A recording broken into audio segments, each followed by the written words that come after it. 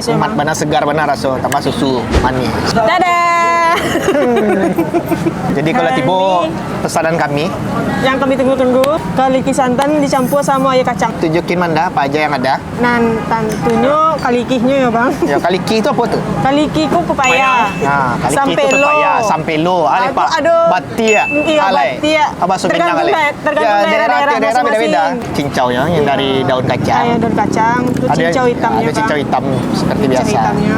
Dan tadi ada yang kental-kental, ada susu. Ada susu kental manis Ya, dan susu kental manis dan Iya, untuk es pendinginannya, pasti. batu Ya, es. pendinginan pari. Kalau untuk pepaya, ya seperti biasa lah rasa pepaya. rasa pepaya. Ya, Tapi potongan pepaya memang besar-besar ya bang. ya, dan ya Kain memang tipis agak ya, Bang. manis. Heeh. Potongannya kadang-kadang dan Potongannya kadang-kadang nggak tak tolong tipis. mana dek gara-gara apa ya kok? Kuahnya kok. Karena Kuahnya kuahnya pakai santan kan jadi So dicampur sama susu ya kental manis ya nikmat bang. benar, segar benar rasa, tambah susu manis. Ya.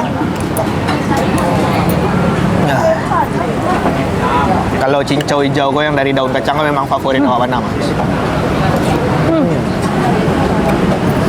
Lemak mana?